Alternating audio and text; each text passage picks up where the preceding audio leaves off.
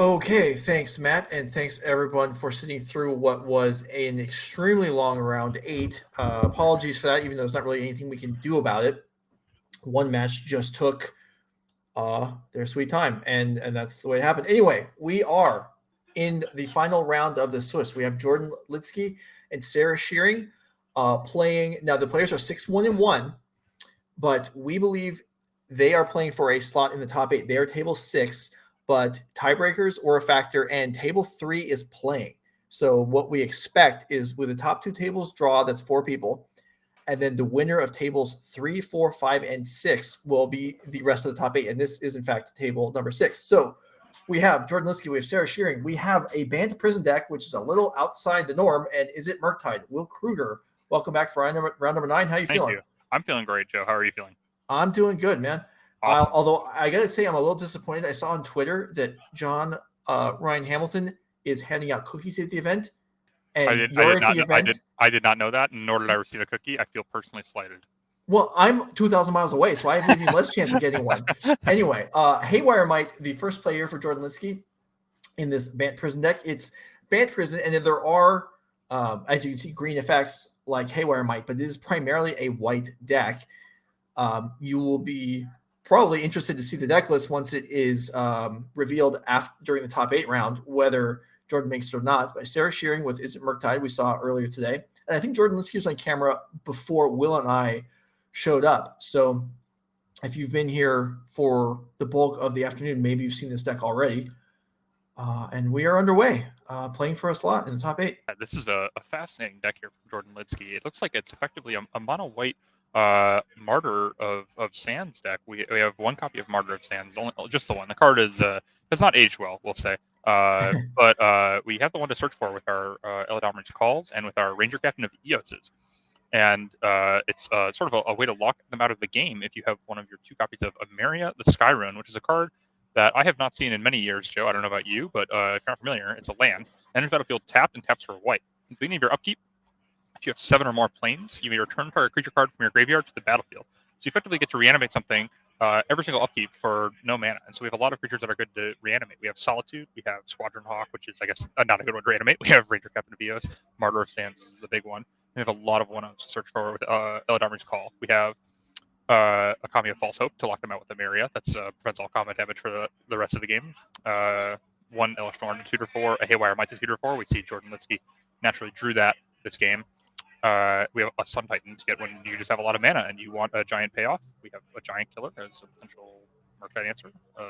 There's all kinds of stuff in this deck as you go through it. And I mean, there's are we stuck in the game here? What are we even? I guess we're just we're in the middle of fetching here. Okay. There's also there are 2 cards in Jordan Lidsky's deck that I've never seen before. What are those? Which is not something I run into very often. There's Abiding Grace. Okay. I'm familiar with that one. Okay, you might be, but I don't know it, so other people might not either. So let's put up Abiding Grace if we can. Yeah, that is a fun one. It's good with Martyr of Sands. Yeah. So there you have Abiding Grace. At the beginning of your end step, choose 1. You gain a life. Not the most significant, but instant life gain is the end of something. Or return a 1-drop from graveyard to the battlefield. All right, so we have numerous of this style of effect. And the other card is Brought Back. Oh, Brought Back is a really nice one. If you're familiar with that card, and you can see why Jordan has just run so many copies of Fetch Lands in order to support Brought Back. So there you go. Two somewhat unusual cards here. And all right, so here's Ranger-Captain of Eos. Sarah starts with a pair of Leisure Shredders, and we're kind of underway here. Stop geeking out about the deck list and more pay attention to the match, I tell myself. And yeah, so so we got a couple questions earlier on one of the at the end of the rounds about nerves, and certainly being on camera playing for a top 8 berth of a 287 player event is a point where I would think it's understandable that players might be nervous. So also 100%. Yeah. 100%. And you also talked about, these players we're now in round 9. That's a lot of rounds. Yes. So at this point in the day with these stakes, we're not always going to see perfect play because players are fatigued and they are stressed. So we'll see how this plays out. As here we are on attack here with a pair of shredders to get things going. Yeah, I mean, it looks like players have played well so far.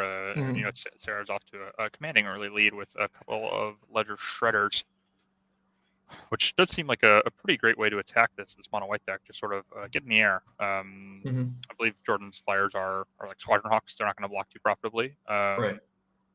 I believe that's a Thraben Inspector that is entered the battlefield, and that's a Yeah. clue. Let's see if we can get them to use the official. Okay, we're just going to draw immediately, or we have an official clue on the way. Unclear.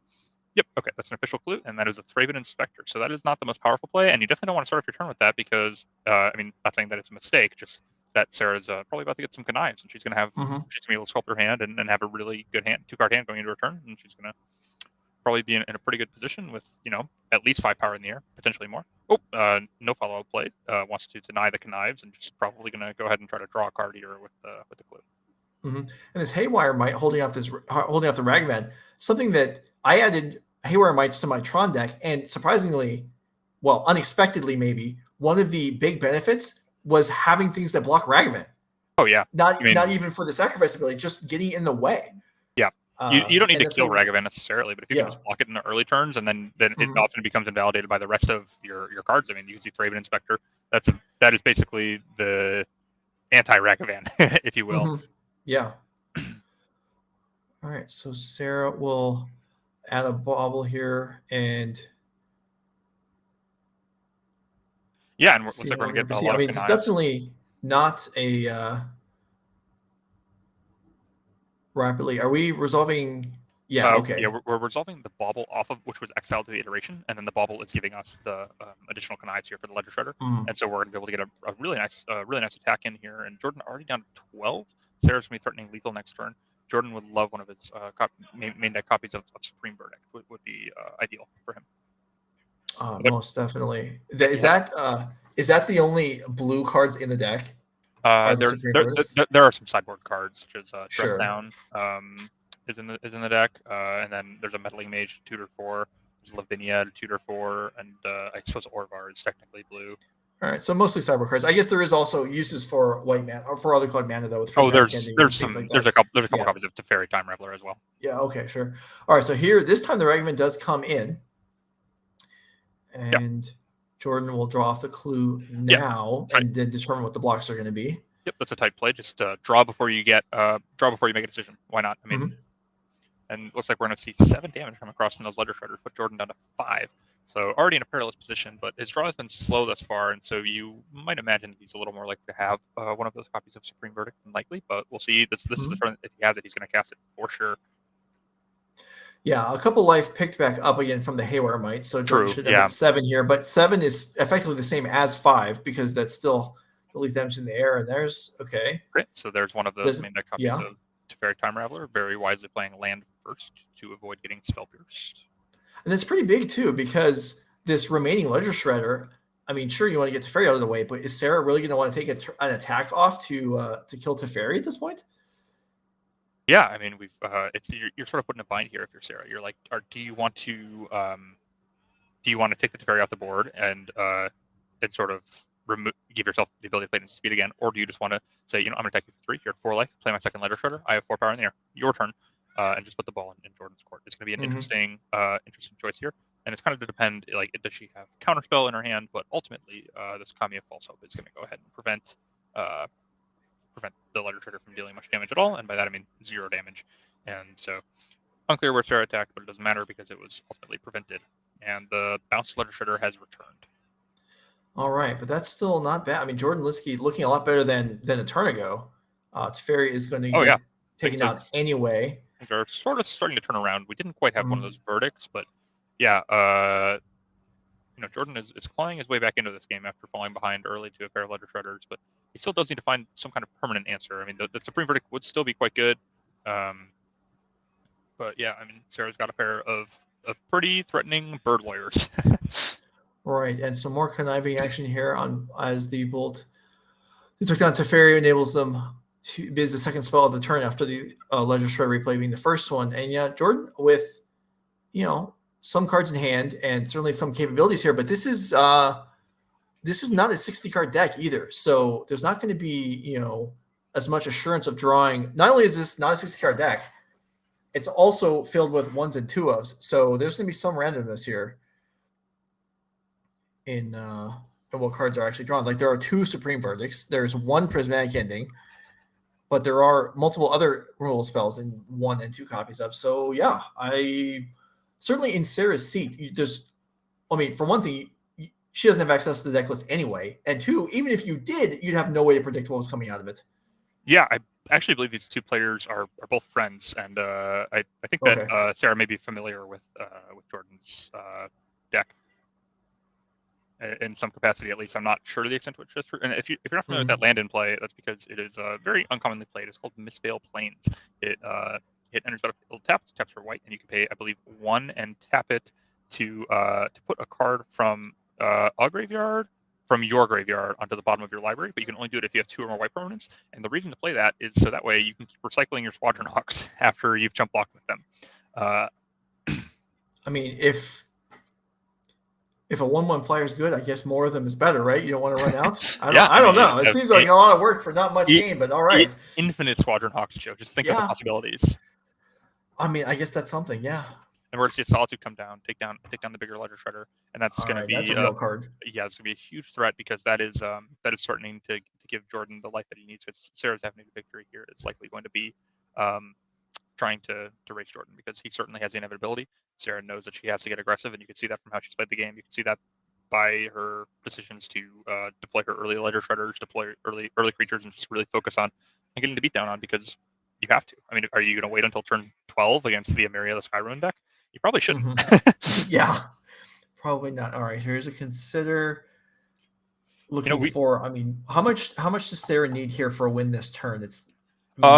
Given that the Ledger Shredder isn't starting with a counter on it, 1 bolt wouldn't do it, so it's probably unlikely to result in a win this turn. But next turn could happen if Sarah has 2 bolts. Then here's a big Murktide region. I mean, that's going to demand an answer. But Jordan does have quite a few between Teferi and Solitude and stuff like that. There's a lot of bounce and exile removal. It's fairly unconditional. So this Murktide, I mean, I don't know. Jordan did seem to make like kind of a face when Sarah played it, so maybe he is not equipped with an answer at the moment, but we'll have to see. Yes, we will. I mean, there's also this is an Ephemerate deck, is it not? Okay, I just looked at the deck list. It has 1, so it's not an Ephemerate deck, but it has 1 in it. In a sense, yeah, it's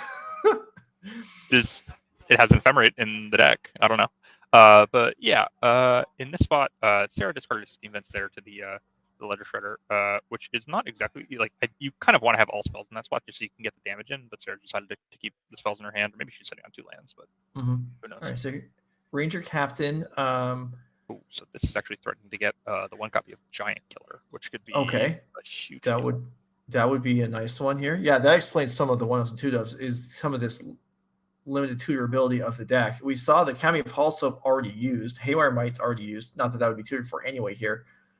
There's also the 1 Martyr you referred to, and yeah, there's a Giant Killer. So yeah, it looks like Sarah has some kind of response, presumably a counter spell, if I had to guess. Maybe a Dress Down.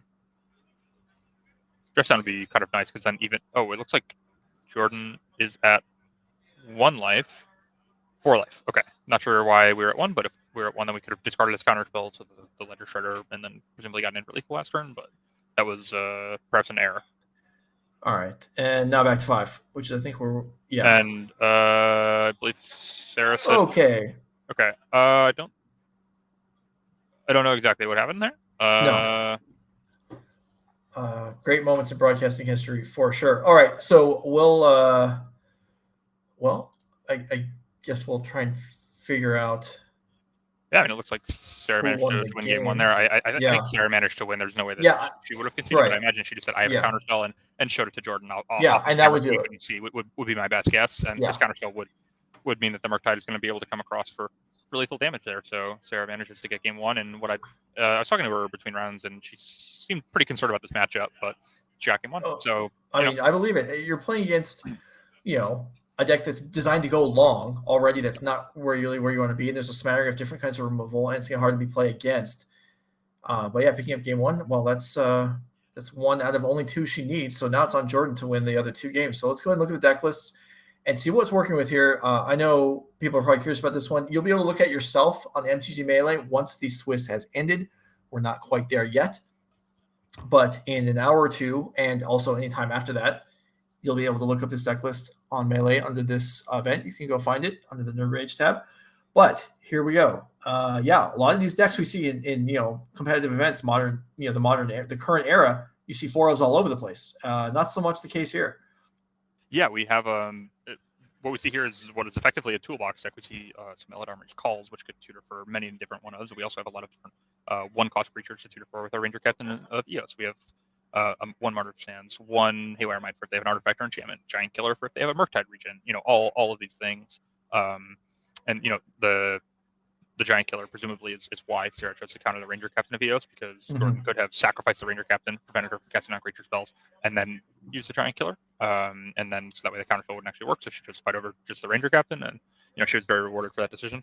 And then I don't think we can search for this Eternal Wanderer. I think it's just kind of there hanging out, as it were. It's a strong card. I mean, I've been impressed with Eternal Wanderer in Standard. The ability to blink creatures, the ability to sweep, the ability to make tokens, all of it. 6 mana is a big investment in Modern. Like, I can't 100%. deny that. But it is a powerful card, and this deck isn't planning on winning before there's 6 land in play anyway. This deck is planning on winning on like turn 50. Like we are going forever. We want to play until you have basically the ultimate inevitability when you're playing with Emeria and stuff. I mean, and all of your cards a lot of them replace themselves. Like look at Thraben Inspector replaces itself, Squadron Hawk replaces itself 3 times over, Ranger-Captain, Sarah Paragon's worth a card, Elesh Norn, you can play it immediately, play an ETB. Yeah. All right. So let's go ahead and move on to Sarah's Murktide deck before the players get their game two underway. And this is Murktide. I mean, this is well-established archetype. There's kind of the things that you expect to see here. Yeah. Even the kind of the conditional counter, 2 spell pierce, 1 spell snare in the main deck, that doesn't seem like too much of an outlier anymore. No, this is just. I would describe this as just very stock Murktide. If you're playing against Murktide in a tournament, I would expect that your opponent is playing something very, very similar to this deck list. Nothing crazy, just some of the best 1 and 2 mana cards in the format, and you can see that it's serving Sarah very well. She's at 6-1-1, and she's up a game playing for top 8 here of this. What do we have? 280 some players. So very strong deck, and being played very well, and it's doing well.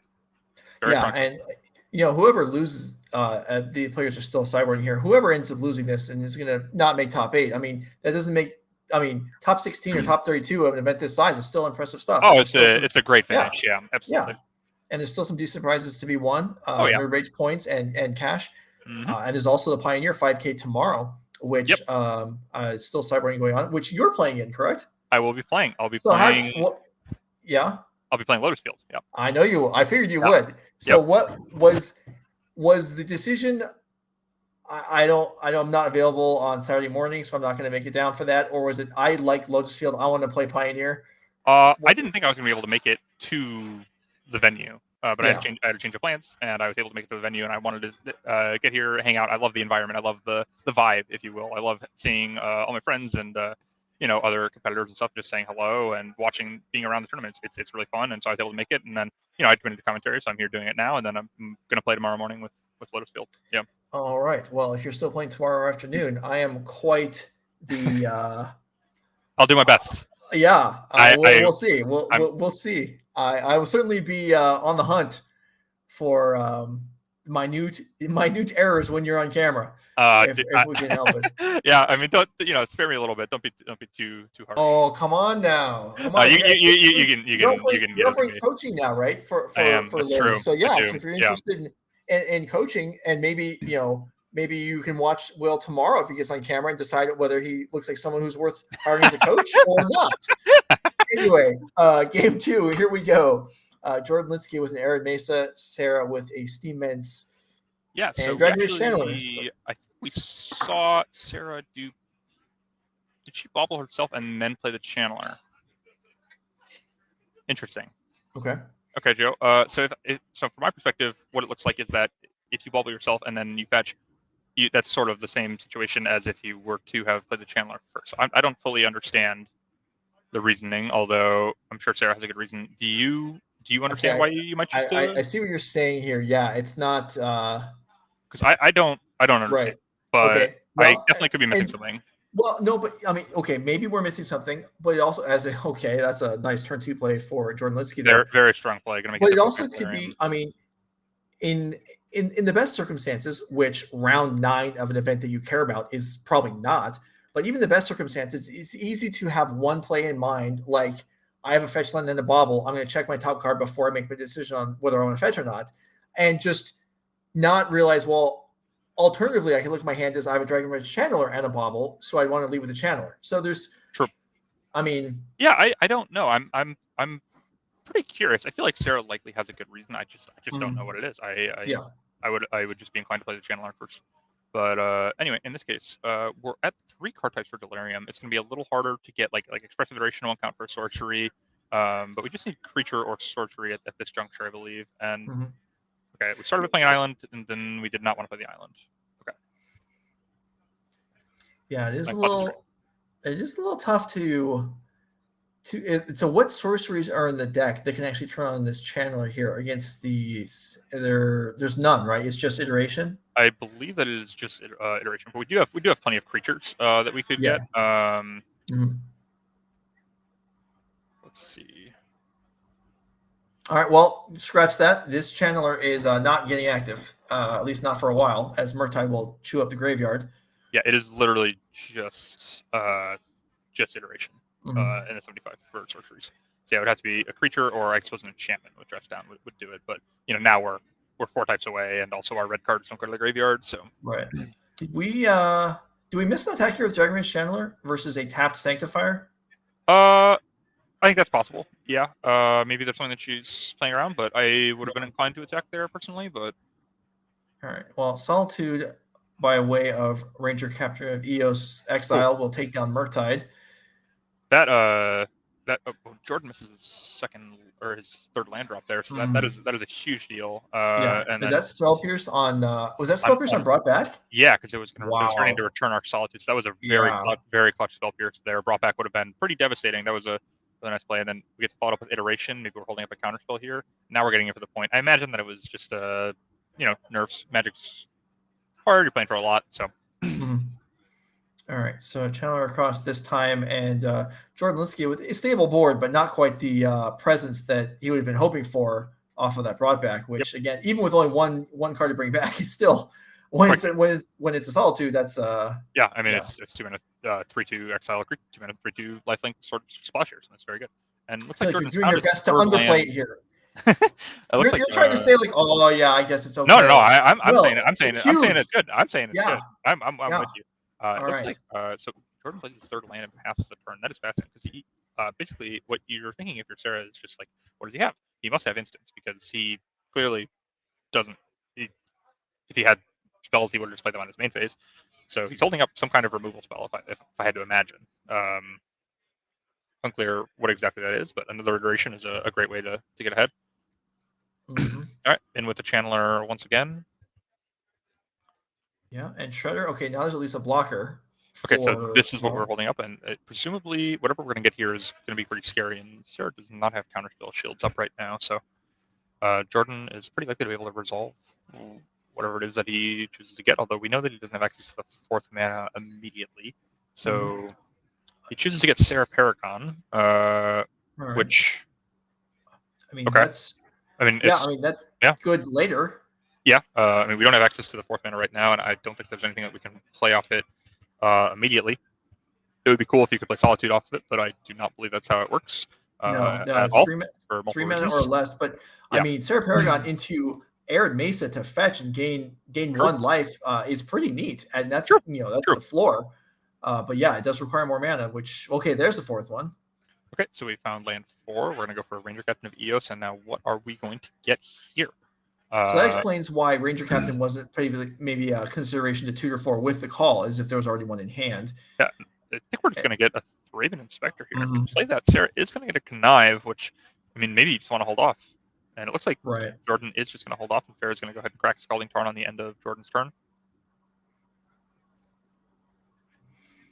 And it looks like we're going to get an untapped Steam Vents. Well, our life total doesn't matter a whole lot, so that makes sense. And we're going to see tapping the Steam Vents for a Lightning Bolt on the Ranger-Captain. Fair enough. I mean, the Ranger-Captain is kind of threatening because it means that if Jordan has a big spell he wants to resolve, then we're not going to be able to use Counterspell on it. So yeah, seems like like a the fine use for Paragon. yeah, exactly. The Paragon that we know about. So if we want to be able to counterspell that to prevent Jordan from playing the Arid Mesa immediately, then that makes sense. A third Expressive Iteration. That's so strong. Sarah must have a lot of business in hand. Otherwise, that Lightning Bolt maybe could have waited until her turn, which also helped on conniving. But she obviously has intentions for this mana. Yeah, I think the bottleneck here is really just mana. I think she's got so many cards. I'm not sure exactly how many cards she has, but she's resolved Expressive Iteration 3 times. This is her third time resolving Expressive Iteration this game alone. So she is, really just gated on mana here. So I think I like the use of the Lightning Bolt there, though I don't know the specifics of her hand. Yeah. Okay, so Consider is going Exile to play this turn. Yep, and we can do that, and then we get hold up a potential counterspell or dress down or something like that. Yep. And we get to, and we're going to surveil first. I like this way of sequencing things. Sometimes you want to connive before you surveil. Usually, the rule of thumb for me is that if I want something to do this turn, I'm going to surveil, then I'm going to connive. And if I'm done for the turn, I'm out of mana, then I want to connive and surveil. That is typically how I like to think about things. Sure. Oh, no, that does make some sense. You can see there's another Shredder in hand for Sarah. That's a decent play, but probably not really the payoff that she's looking for right now.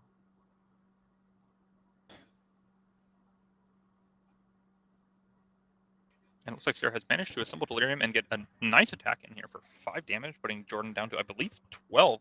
And so he's certainly under some duress. I mean, 2 turns and a Lightning Bolt, or just 2 turns over which we connive a couple times, is pretty threatening.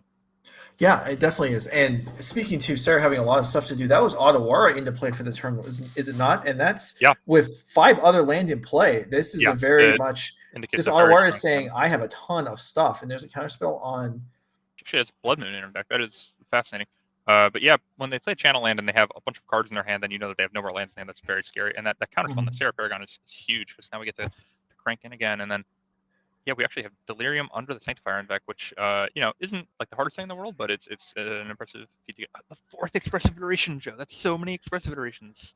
Well, hopefully it's all of them, but yeah, this is. I imagine it's all of them. I mean, this is. I mean, yeah. I mean, so Jordan's playing 1s and 2s of a bunch of cards, and Sarah's playing 4s, and she's drawing the play sets, and that's. I mean, they accelerate into each other, right? I mean, the first, everyone digs towards the next one, and also with Channeler and Ledger Shredder. I mean, she is just going to see a lot of cards. Yeah, if you played Legacy prior to the bans, then this was really true with Mystic Sanctuary and Fetch Lands because you were able to the first one represented another one, and then by that time you've looked at so many cards you could probably play the third one, and then and we're gonna get in for another 5 here, and we've got Jordan down to I believe 7 life, and we have 5 power in the air, so very threatening, and we've got all our mana up and a bunch of cards in our hands, so really good spot for Sarah Shearing here. Seems to be on the verge of what I believe would be her first NRG series top 8, but here is a Supreme Verdict to go ahead and take care of the board. So, yeah, that's going to resolve no matter what Sarah has to say about it. Yep, and there's the we have Subtlety for that. That's excellent. So now we get to be attacking right away. That's awesome. Yeah, and like setting back the Thraben Inspector. I mean, sure, that's great and everything, but really just having the 3-power flyer on the board already is huge here to not give Jordan the reprieve he might have been expecting. Oh, and we see an instant top off of the Consider. Huge show of strength. Yeah, I think there might have been a bolt already in hand, so this might be it here. Jordan will attack down to 4. Sarah Shearing. The path to the top 8 is not guaranteed with the win, but it is very likely. It looks good. And we have a very good position up a game. Jordan has 1 card in his hand. I assume he must have put, and that's game. Sarah Shearing manages to take it down, move to 7-1-1. Now it's not a guaranteed top 8, but it looks quite good. Yeah, so congratulations to her. Yeah, huge congratulations. Even if you finish in 9th or 10th, that's still a great run and a great tournament. And if you make the top 8, then that's all the better. So huge congrats to Sarah Shearing. Yeah. All right, so that takes care of 1 match this round. That match didn't take too long, so I am. We'll find out whether we're going to jump into the other match live or if we're going to replay from the start, depending on how deep they are in it. We're going to be starting at game 1, talking to Norm here. Yeah. Okay. All right. Well, if that's ready to go, then we can roll it, and we'll see if we can put another person likely into the top 8. This, I believe, our other match was table 4. Let me check and see if that's right. Yeah, this is table 4. We have Drew Buchanan versus Greg Pino. Yep. 4-color mid-range, Jun Creativity. So this is certainly a win for top 8. And the last match probably was also. This is like a win, and you're like first or second. You're probably the winner of this match is likely the first seed, I believe. I haven't looked too closely at the standings, but yeah, it looks like whoever wins this will be seed number 1, and they get the privilege of being on the play for the whole top 8. And that's a huge deal, because when there's a huge prize for the winner, which is the invite directly to the NRG Series Championship, then you being on the play for all 3 rounds of the top 8 is a huge, massive edge, and can make you that much more likely to earn your slot at the championship and join Raja Solomon. Yeah, the defending champion. Yep, Raja Solomon, the only player in so far. But after this weekend, we'll have each weekend of Nerd Rage event this year, we'll have one more player joining Raja, and then at the end of the year, we'll have all of the at-large point invites to fill out the field. All right, Drew Buchanan versus Greg Pino. We are underway on the back match. Looks like a mold of 5 here. So 2 cards on the bottom. Mold of 5 going second. It's not where you want to be, but well, we'll see. I mean, people win from 5 all the time. It's harder, but it's yeah. I mean, we have Drew Buchanan playing 4-color mid-range here. If he has a turn 2 Ren and 6 followed by all spells, I mean, it's like a turn 2 Phyrexian. It's like a turn 2 Phyrexian arena. That's a very easy way to win on a mold of 5. Ren and 6 is worth so many cards. Yeah. So versus Jun Creativity. So a deck with a powerful combo-ish finish, but not something that is going to wipe you out turn 2, 3, 4. I mean, you have time to develop. You have time to develop. No Ren and 6 for the immediate recoup of the cards that were lost. Yeah, and we chose not to fetch on turn 1, indicating maybe a land-light hand. We want to draw lands. We don't want to take them out of our deck is possibly what's going on. Sure. You know what? Maybe what Drew is thinking is that Greg could be playing Rhinos, because we saw a Ketria Triome, and then we want to play around Fire Ice on our land. Would be another way that you could justify not fetching on turn 1. Absolutely. That is something that at this point in the event, round 9, even on closed deck lists, there's some likelihood that you've seen what your opponent is playing throughout the day, sitting near them, but it's not guaranteed. I mean, no, not by any means. Because I say this every single time. Like, maybe you've sat next to them in the last few rounds, maybe you watched them play because you were done early, but that doesn't always happen, because I sit down for events this size, and I don't know what people are playing at the end of the day. I mean, all the time. Yeah, it's very easy to just not know. And it looks like we're going to fetch end of turn. We're going to get Forest Island here, both snow covered. So playing around Blood Moon and a Fable and Mirror Breaker, the turns to be played for Greg Pino here. Certainly a valuable card, as you talked about a few hours ago. It certainly adds a lot to this creativity, whether you're playing 4-color creativity or not. Even at 3, it doesn't make a difference as far as Fable's interaction with the cards. Yeah, my best guess for the basic lands is more Ice Fang Codal and less Blood Moon, because our opponent has 3 non-basics to play, and there's the Codal. And Drew feels like they're gonna be able to function off of just the 2 lands, or not just the 2 lands, but off of just some basics there. They have enough colors with the cards in their hand. There is a cost to that, though, because this is a Leyline Binding deck, although this isn't necessarily a matchup Leyline Binding that it's best in. We're going to discard. Can you catch what that is? Is that an Archon? I believe it is an Archon. Yes, I think so. That's like kind of it feels good when you're able to use Fable to the fullest extent there, because Archon not very good in your hand. Really want creativity into that one. No, I mean, I'm on board for seeing hardcast Archon. In fact, there's another Archon in hand, so we can still see it. Look at Greg's hand. I mean, it is just stacked. There's so many. I see Fable. I see Prismatic Command. I see. We're going to get in, and we're offering a trade here, because if Drew presumably has another snow-covered land to get and turn on Death Touch, and I imagine that we'll be taking the trade if I had to guess. Yeah, and trading here doesn't seem. I mean, you want the treasure, right? The treasure's worth more than the token, probably. So. Yeah, and like something's going to trade for the Codal at some point. Like maybe you could have like tried to line up Ren and 6 minus 5 turns down the road or whatever, but it seems fine just to get the treasure now, because if it allows for a more explosive turn this turn, then that makes complete sense. And by doing that, you do kind of force Drew into fetching another basic. Yeah, and that's worth something. I mean, Drew only has 3 types, so Leyline Binding is going to cost 3 mana. And we're just going to go for creativity on the clue. And we're going to say, do you have a counterspell? Do you have a Beseiju? Do you have any way to interact with this token? Well, Drew's going to drop a card on the floor because, anytime you're playing for a high-stakes match when people are watching you, what you want to be doing is dropping cards on the floor before making a play. Yeah, that is not ideal, but we've dropped the card on the floor, and we've gone for Leyline Binding on the treasure token here, which is going to go ahead and fizzle the Indomitable Creativity. Pretty big show of strength from Greg to just jam that into 3 open mana. So maybe that is indicating a second copy of Indomitable Creativity that is going to happen next turn, would be my guess, because you could do it for 2 if you wanted to save it, and there's not really pressure to get the Archon down now. Like it's just going to be great to do it next turn, and you could play through potential removal spells. And here we see George goes for a Risen Reef, definitely a really powerful card, especially with the Evoke Elementals from Modern Horizons 2. Free cards, very good, very good. Basically makes and now we might see an Ephemerate possibly to save this Risen Reef from the 2 damage. And we do see an Ephemerate, which is going to allow. And we have Fatal Push. We have Revolt from the Fable of the Mirror Breaker leaving, and so Greg manages to win the fight, I believe.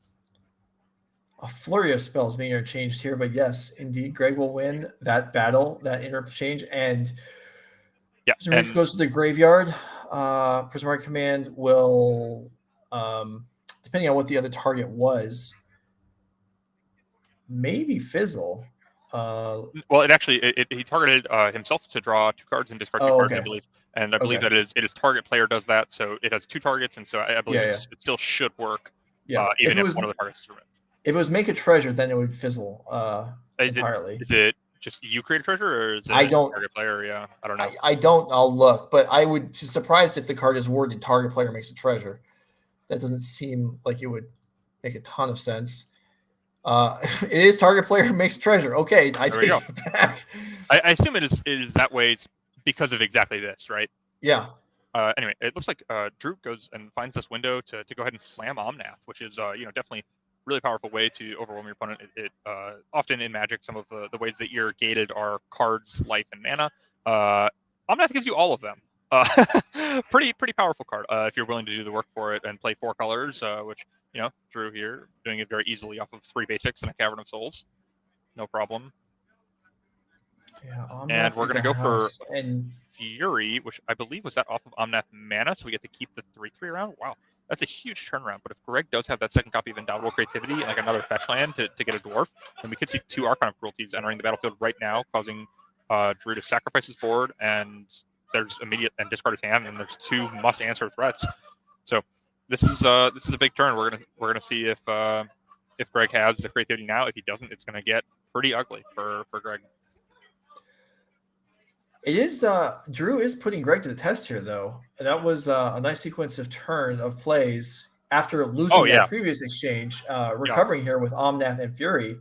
Yeah, very great turn. Yeah, great turn for if Drew. If you want top 8 here, you're going to need to show up. And 1 creativity is expended already. We know that. Very nice lightning bolt, by the way, being used on the Fury and Fable. So I imagine if we had a creativity, it would have probably been done here into 1 card, given that Omnath is pretty spooky. But at the very least, we get 3 looks at it next turn between our draw step and the Fable trigger. So that's quite a few shots at Indomitable Creativity here. All right, so fetch end step to gain life from Drew. Ending up at 20, starting life total. And this Omnath facing down, let's see, a 1/1 and a 2/2 can attack if it wants to. I'm not sure that's a choice. Drew. I'm sure there's limit on Drew's hand. But allowing these Fable tokens to attack freely and generate value often leads to scary spots.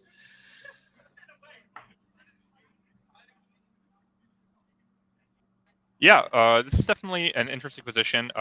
Omnath can really snowball a game, but it looks like without Yorion, Drew might not just have a lot to do with the extra mana. Yeah, we're just going to go for a tap Steam Vents for 4 life. It's going to be hard to race this, but Drew doesn't have a whole lot going on. He's just attacking for 4 every turn and gaining 4 life, which is good. But, I mean, Greg is digging towards creativity, and if he finds it, it's going to be pretty scary.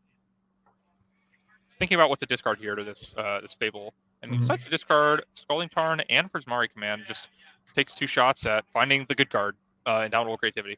And before attacks, Drew's going to go ahead and use his last card, a Lightning Bolt on the Goblin Shaman, prevent the treasure generation. And now Greg has an Indomitable Creativity, he's going to play it for sure and get that Omnath out of here and get himself an Archon of Cruelty. And no big play. Okay. Yeah. All right. So Omnath is looking good so far. Greg at 11. I mean, I guess Willowfields can summon forth another dwarf, but well, I guess once if Reflection actually comes into play and then survives a turn, then there are any number of dwarves to allow blocking forever. But that's still a couple turns away. I mean, Greg is down to 6 already, and I don't believe I see a fetch land in play. But if Drew can find a fetch land, he needs one more land to do the third chapter on Omnath almost to get the 4 damage to each opponent. But I imagine that Omnath is likely not going to be connecting again because Greg is aware of this and he doesn't want to be getting in range of that. And, I mean, Drew's at 23. It's not like you're going to be chip-shotting him out with dwarves this game. The way you win is by finding creativity. You need to do that at all costs. And so he plays Wooded Foothills. They're possibly indicating that he has an Archon in hand and wants to draw a land. Otherwise, you might save it to discard to a Prismari Commander Fable. Yeah, I came to the same conclusion. I agree with you there. And Drew may also read the same thing into that, which attacking here, I mean, you might as well do it, I guess, to kill off a token, but it's not going to get very far. And we do have a play, though. Let's see. What do we got? Okay, so now we could bounce the untapped token, and then we could block with the not force a block, but we could make it so Greg is sort of inclined to block with the Reflection, which would be really nice. And this is kind of the reason I think it might have been not. Okay, so we're just not going to bounce a token. Well, so what's under this Leyline Binding? It's blank, right? Yeah, it was a treasure from that we were targeting creativity. And we're going to do this. That's really nice. Really, really nice. Yeah, that's awesome. So this is kind of free to reset the binding and take out the Reflection. Yeah, 100%. After forcing the block. So, I like the way that Drew played this turn. Yeah, the one thing I had a gripe with was just the attack with the dwarf last turn was, I don't know. But it should be fine here. Looks like Greg's going to go down to 5 end of turn. We have a known Leyline Binding. But, I mean, we have so many targets for Indomitable Creativity if we do manage to find it that Leyline Binding alone is not going to stop it. Drew's going to need more action. So if Greg's turn is nothing here, then Drew, do you think Drew commits the Leyline Binding on the Reflection or on a token here, second main maybe? I would probably on Reflection. I would imagine that we're going to target Reflection if we're going to do it. And I would also imagine that you want to wait until there's something actually scary to copy. But maybe you could. Okay, so we're going to play that tapped. We presumably do not have Archon in hand. We do have 2 black mana, so we could cast Archon if we had it. But now we're drawing to life 2 Archon, 2 hard casts, which would be pretty good. We don't want to take off the Teferi here with a token, and we're just going to go ahead and go for Lightning Bolt on the Reflection. I assume this was second main phase. If it was end step, then we just gave Greg a free blocker. Second main phase would definitely be the best time to time that bolt, I imagine. If okay, but it looks like it was end of turn. That adds a slight risk, but I guess creativity is probably going to blow you up anyway. Oh wow, endurance also. Yeah, and I think Greg almost certainly would have slammed it, so I think it's not super. Anyway, we're going to go ahead and shuffle Greg's graveyard in. That could potentially cut off any persist outs. All right, looks like it was end step. The token's still there. And it looks like Greg even confirmed that the token would stick around. Yeah. And Drew has really managed to, what we see, a rare card since the Yorion banning, Abundant Growth. Drew has really managed to pull back into this game. It was not looking great for him after a mull to 5, but we're seeing just some tight play and some good draws at the right time have managed to get him into a pretty commanding position here with an Omnath, Teferi Time Raveler, and Endurance versus just a couple of dwarves and not a whole lot going on for Greg. Yeah, Greg makes the free block and drops to 2. We're going to go ahead and effectively cycle an Omnath here. All right. Nothing wrong with that against this creativity deck. It's just not overly likely to kill it. And wow. Yeah, and that's going to do it. So Drew Buchanan is going to recover from mull to 5 and pick up game 1. Very nice game, yeah. And, I would have imagined that Greg was a big favorite, just looking at the things there, looking at the hands at many points in that game, but Drew managed to pull it out. Good for him. All right. So, Jund creativity. A lot of 4-ofs. We've got the 5 effectively payoffs, transmogrify, plus the creativities, and we have cards in the sideboard Now we're playing against Teferi, so that's going to make something like Veil of Summer worse than would be otherwise. And this is, I mean, how excited are we about this anyway? I think the only cards I'm really looking at here are a couple copies of Aether Gust, and I'm not like thrilled like, oh yes, I have 2 Aether Gusts. Everything's great. I'm just like, I mean, this might be an upgrade over like Spell Pierce maybe, or Fatal Push or something, maybe Lightning Bolt, something like that. Is kind of where I'm at on Aether Gust, but like, I mean, Back to Nature, Brotherhood's End, Beseiju, Veil, Turn the Earth, Surgical Extraction, very, very focused sideboard. Just not a lot of flexibility here to board in if you're playing against a deck like Drew's, I don't think. But yeah, I mean, Drew's deck is really, and we can put up Drew's deck. Drew's deck is kind of a fair deck when you're building a sideboard to attack the dangerous decks in the format. This is going to kind of slip through, which is why we don't see. And I think it's a totally reasonable way to build your creativity deck and just say, you know what, I'm going to play a game where I have the inevitability against all the fair decks. I have Archon of Cruelty in my deck. I have Indomitable Creativity to put 3 of them in play at once for 1 card. I think I can handle the fair decks. I just want bullets like Surgical Extraction and Turn the Earth and stuff like that. I think it's a totally reasonable way to build a deck. But not a whole lot in the way of sideboarding here for Greg. And for Drew, on the other hand, here we have Flesh of Storms, which seem pretty solid. We have, I guess, does Night of Autumn do enough? Do you think to bring that in? I mean, we have Fable of the Mirror Breaker. I would probably not be super excited about it. Okay. Just because, I mean, there's only the 4 Fables. It looks like I think Drew actually has. Is this a full 80 cards without Yorion? Am I?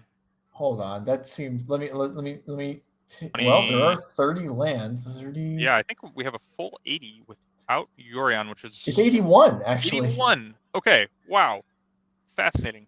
Can this? Wow. 30. No, I'm sorry. It's 71. 71. Okay, the perfect number, obviously.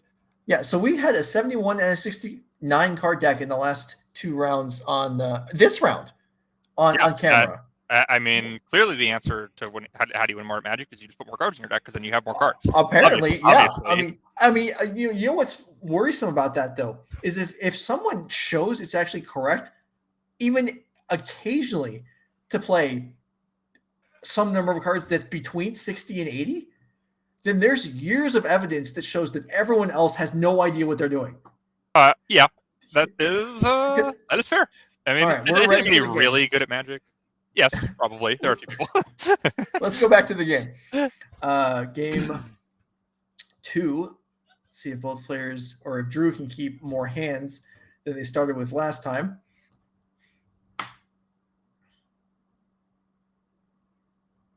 But yeah, if your opponent mulled a 5 and beats you in game 1, you got to be hoping. Okay, well, one goes. Yeah, was that 2 again? I'm not sure. That was just 1, I believe. Okay. And it looks like Greg's on the play this game with, I believe I spotted a turn 2 run-in 6 potentially. So that's certainly the card that you want to play on turn 2 the most in any fair matchup, and this certainly qualifies. So I would say that it looks pretty decent for Greg from the spot. But I mean, there's a lot of ways things can play out. This game is very likely to go long. Mm-hmm.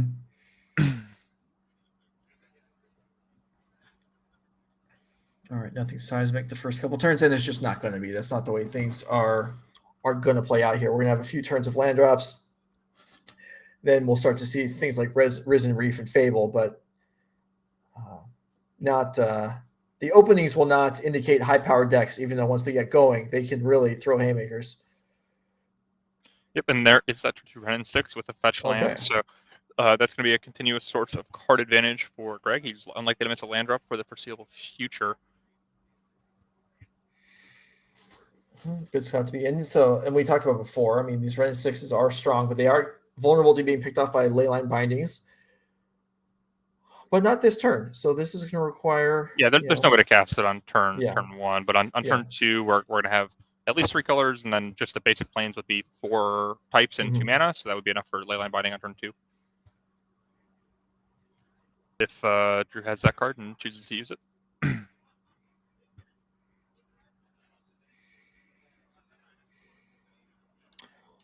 Hope you're all enjoying the show. Don't leave immediately after this round is over with. Well, if you have to, I guess you have to. But don't forget that we are playing the quarterfinals tonight. Semis and finals will be tomorrow morning.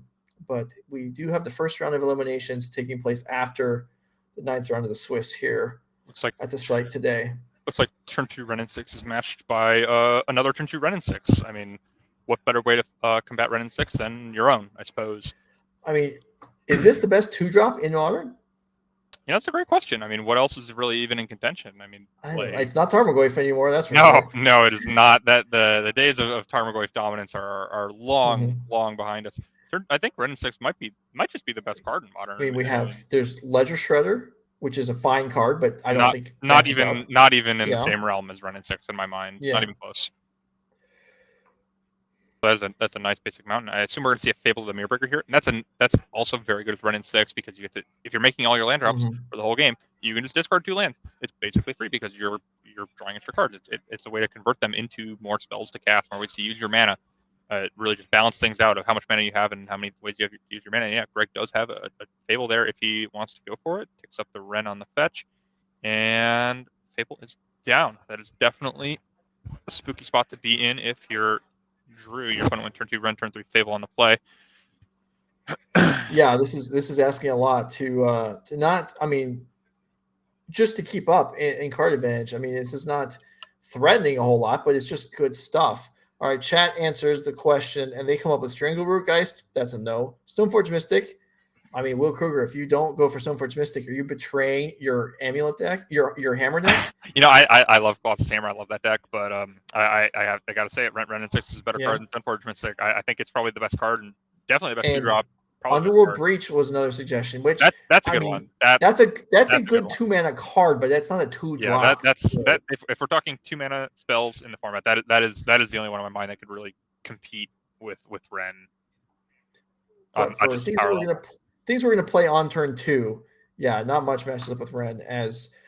All right, so Drew's Ren 6 also pluses, and these Ren 6 battles. I mean, the person going first has a big, like some planeswalkers or some mirrors, it doesn't really, you don't mind going second, but here Rens keep plussing.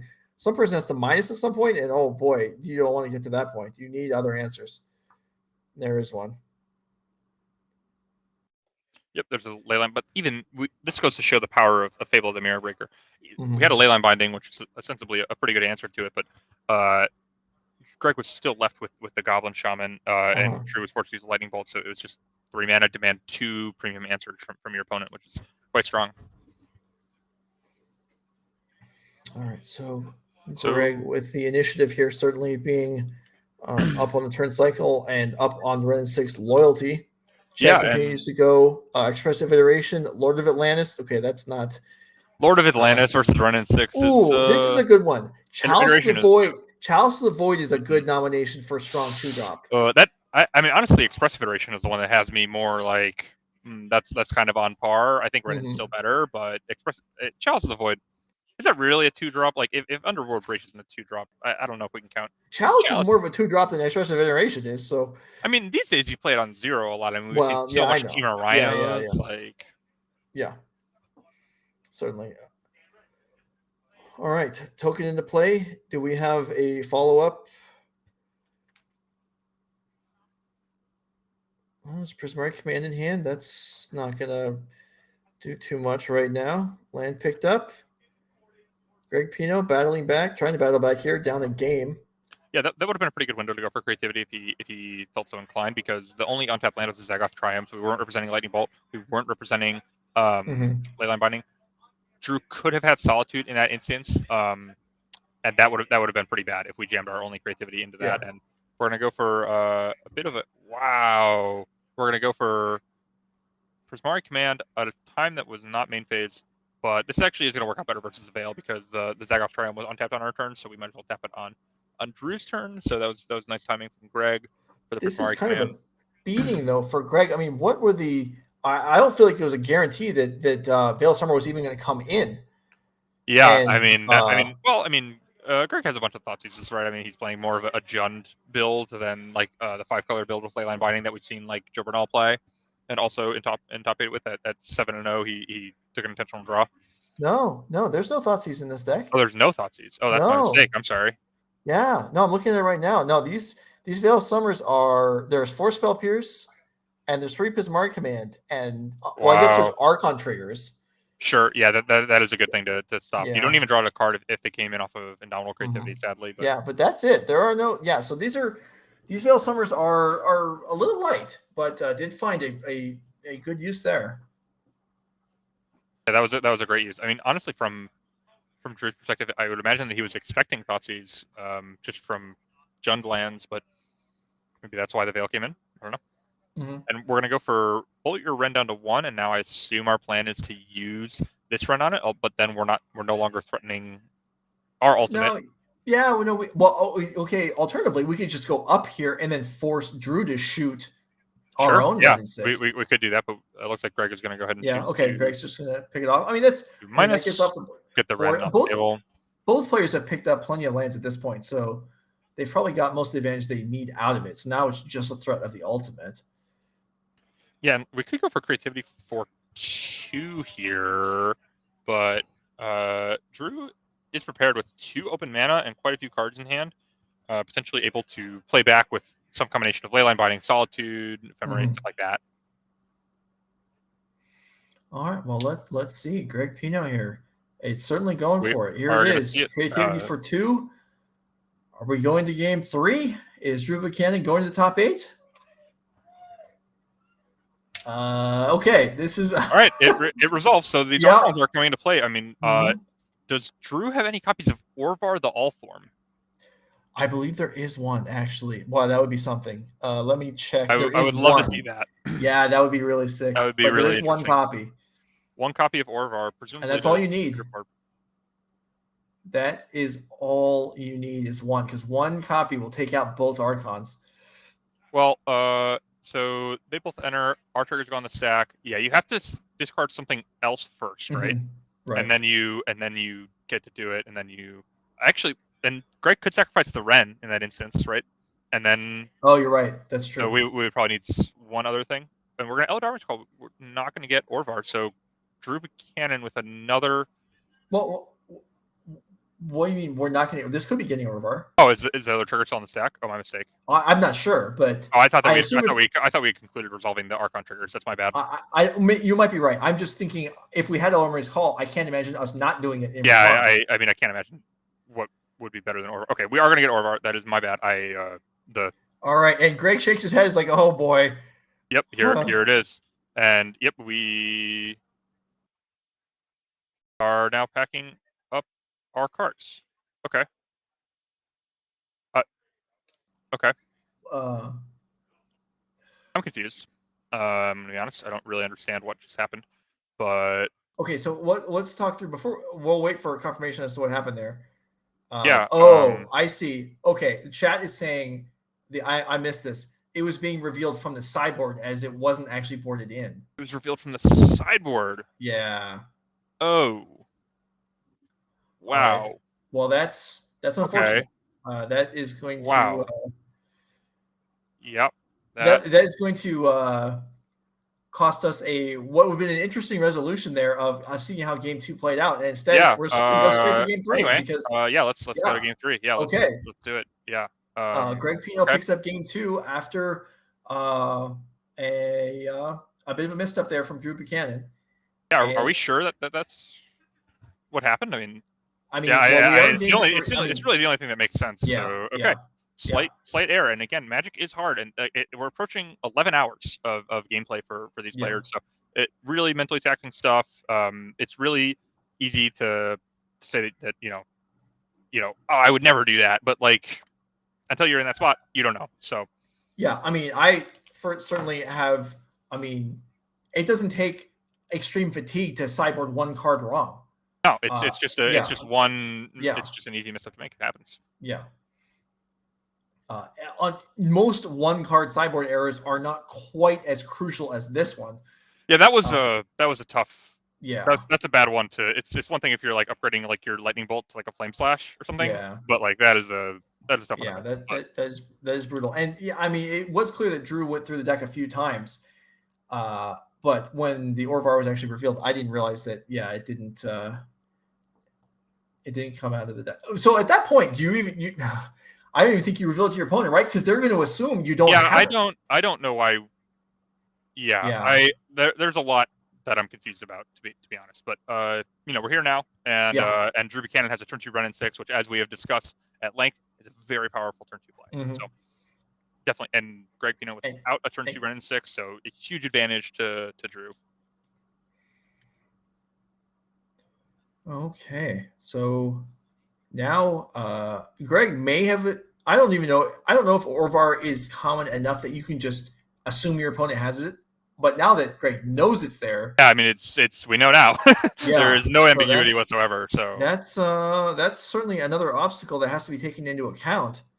There you can see there the Orvar, the All Farm. So if people in chat are following or unclear exactly the impact this has, after the Archon trigger resolves, Orvar gets discarded, comes into play, copies the Archon, then Greg's in that case, you're right, there's a Ren 6 in play, but something would have to be sacrificed, and it's just a whole lot of wind taken out of the sails of the creativity player when that happens. Yeah, absolutely. And here we're going to see a turn 3 Risen Reef met with a Lightning Bolt, but that's still a positive exchange for Drew Buchanan, being able to get basically a +1. He played a card, it drew a card, and then an 8 removal spell from his opponent. But Greg has a very powerful turn 3 Fable of the Mirror Breaker as a way to be his first way of developing on the board, so to speak. Mm-hmm.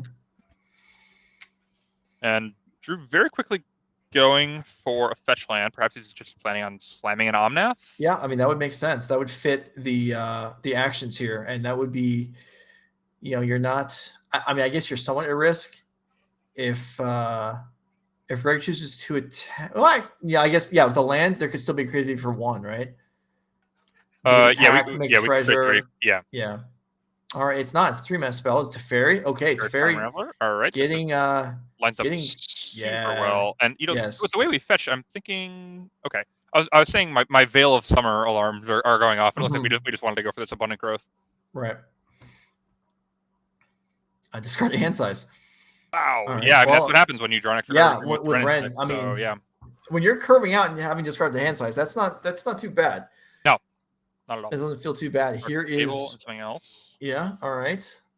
Let's just glance at Greg's deck list again. Are we playing Persist? I think we are. Yes, there are 2 Persists. Oh, there is one. Okay. Well, Greg is in business. Yeah, that's an Archon of Cruelty. And now, I mean, there was no endurance there to check that. And we're going to go ahead and force Drew to sacrifice one of his powerful planeswalkers. And we're not discarding Orvar. We really wanted that there. But yeah. I mean, if the Elora's Call is in the hand, it's still alive to function on the attack trigger next turn. But yeah, this Archon, boy. Well, I mean, Archon with a -1/-1 counter. I mean, I guess it's still an Archon. Yeah, it's still not too bad. Drew's like, all right, let me see the graveyard. What else is in there? But the damage has been done. Ren 6 goes up to 7. Yeah, Ren 6 starting an ultimate next turn for Drew. We have a Solitude to answer the Archon, so. Yeah, and also protects Ren 6 from another Archon. It's true. So definitely a lot to like here for Drew Buchanan side of things. Yeah, this is certainly the fireworks are flying now. Okay, here's a Reflection turning over. Well before I was able to actually do anything with the Archon that came into play. And okay, Greg. Well, this 4-color mid-range deck, I don't think normally puts its opponents in a spot where you have to respond or you're dead. But Ren on 6 is pretty scary. Oh yeah, it's Ren on 7. I mean, the ultimate could mean any number of things. Could be retraced endlessly, and then especially it's powerful if Drew has a follow-up copy of Ren in 6, then it's effectively drawing a spell every turn. Yeah, which is much better than drawing a land. So here we go. Drew has the option. Drew has the option now to go ahead and ultimate the Ren 6. Yeah, and we're gonna go for the -7, so we're gonna get that powerful emblem where we can all our instants and sorceries in our graveyard, they all have retrace. Which, if you're not familiar with what that mechanic means, it means you can discard a land and play it as though it was an instant or sorcery in your graveyard. So all of our lands threaten all of our instants and sorceries in our graveyard. So if we can find an Eladamri's Call, then we're never running out of gas. And there's a lightning bolt. There's a bolt. Okay, well, Greg's got 27 lives to play with, but.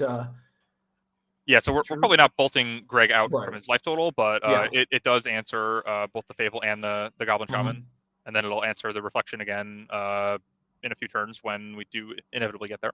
Yeah, so without another Ren 6, Drew doesn't have an infinite supply of lands in hand, but we saw some used or one used already.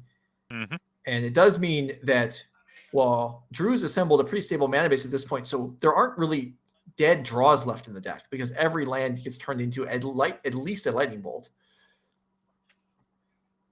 And we're seeing Archon and a Prismatic Command hit the graveyard here. Perhaps another Persist is on the horizon. Maybe we're building towards creativity. There's one more in the deck.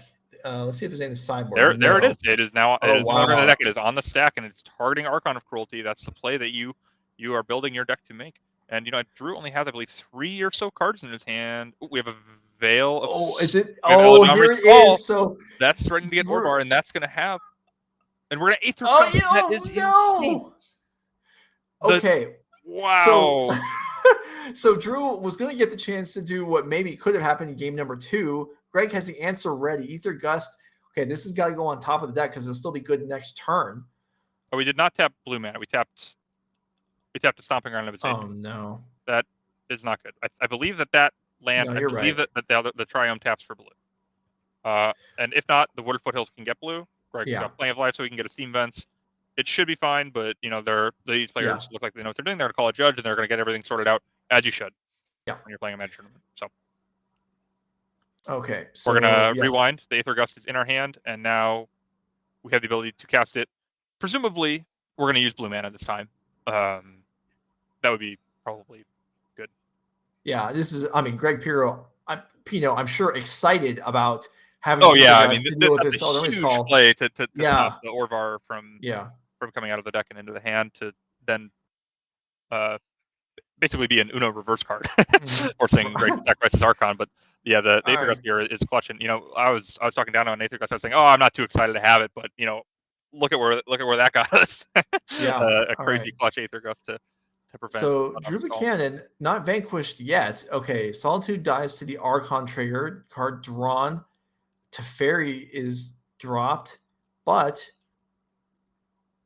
we already talked about the fact there's no Thoughtseize.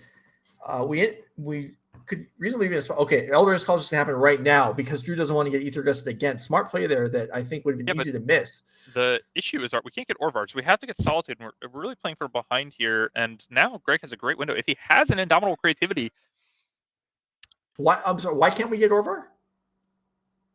Well, I guess we could get Orvar, but it would be sort of face up, and so Greg might not attack, and so I understand that. Yeah, but I mean, I guess we could have just gotten Orvar, and then that would have been fine. This works also. Honestly, this is probably better because the Eladamri calls in the graveyard to be able to be recast with the ultimate, so it can get Orvar later. But now it we might not be Archoning. Okay, so maybe we should maybe we should have gotten Orvar. That might have been better. Here's another creativity right now, so it may not have made a difference. Yeah, and that's going to get the last card out of Drew's hand, unless it is that one of Orvar, the All Form. Well, that would be a reason why. No, that wouldn't make any sense. So, okay, so here comes things are really happening here. All right, so here's the Archon. Yeah, takes out Solitude. Drew gets knocked down to 7. So next turn, if Drew draws a land, the attack would push Drew down to 4, but then the Orvar / Archon would come into play and save Drew.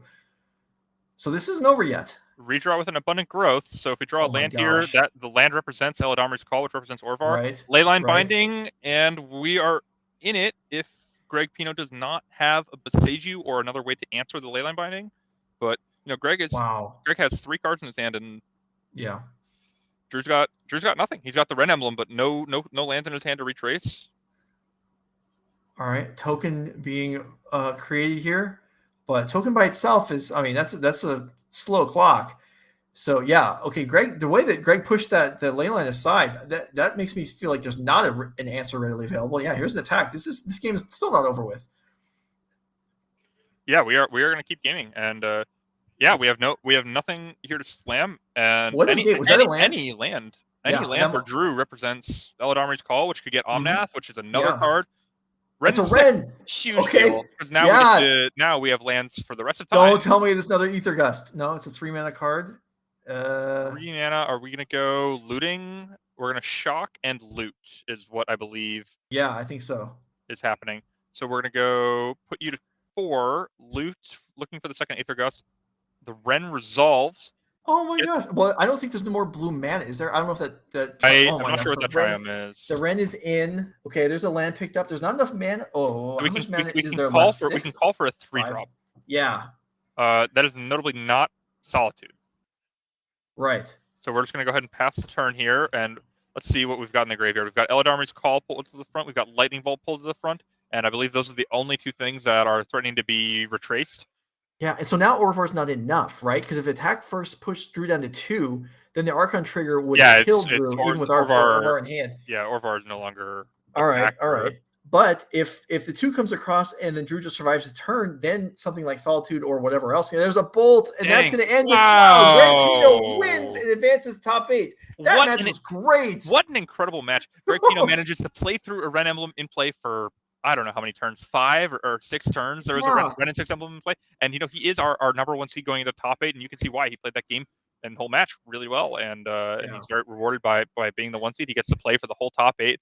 And he'll be playing 1 match, the quarterfinals tonight, and then he'll be back early tomorrow morning to battle for the next slot in the championship. Boy, if you didn't enjoy that, you're playing the wrong. I mean, I don't even know. I don't know how to finish that sentence. Yeah, you had to. Very good match. If really you're watching, you had to have enjoyed that. Yeah, that was fantastic. All right, well, let's take a breath. We have 1 more round tonight. That is the conclusion of the Swiss. We are going to play the quarterfinals tonight. We're going to run through a couple things right now. We'll come back. We'll take a brief break. Will and I will walk you through the bracket, and then we'll choose some matches, and we'll get going. But first, we want to talk about, well, if you're having a good time and you're in the Midwest, or if you might travel there, we have some events coming up. The next couple events are on the schedule. You can see here on the left in March 25th and 26th. That's right now. But later in May, we have in Minneapolis a reverse of this weekend. This weekend is Modern 10K, Pioneer 5K. It's going to turn around. It'll be Pioneer 10K, Modern 5K. And then towards the end of June, back in Mundelein, where we are now, the Chicagoland, whatever you want to call it, the center of I don't know if it's the center of the Midwest. I don't know geography that well for parts of the country I haven't spent that much time in. But either way, back in Chicago area, Modern 10K and Legacy 5K. So if you're interested in Legacy, whether watching or playing, that is the date to mark in your calendar, June 25th. All right. Let's go ahead and look at, now that we're moving towards the top 8, what are the players playing for? Let's put the prize pool up, because all these Saturday main events are 10Ks, so they all have the same prize pool, even though the formats are differing. See here, the prizes for a 10K, 30 points for first. Okay, that's great and everything, but they don't mean that much to you, because what else do you get for finishing first? You get an automatic invite to the Nerd Rage Championship at the end of the year. You also get $2,400, and the first and second place finishers also get invites to the regional championship. So if you're trying to follow the path towards the Pro Tour, this is a step towards getting you there. Also, the Sunday 5K awards an invite to the regional championship, as well as some of the side events taking place during the weekend. All kinds of great magic happening on Mundelein, the magic capital of the Midwest, as a chat. What were the odds of that even happening? 10 years ago? Not a chance. No one even thought of that. Who even knows where Mundelein is? Anyway, I know where Mundelein is. True, yeah. You don't count. True statement. All right. Oh, man. I thought I counted. As far as my informal poll just went right there. Anyway, we hope you're enjoying yourselves. I know Will and I are having a good time. We're going to step away for a few minutes. We're going to come back, and we've got top 8 still less than on 5 tap. minutes. It should be for Magic and again. All right. I don't know if we can top that last match, but we'll That give was it a pretty shot. awesome. That was pretty awesome. Yeah. All right. We'll be right back.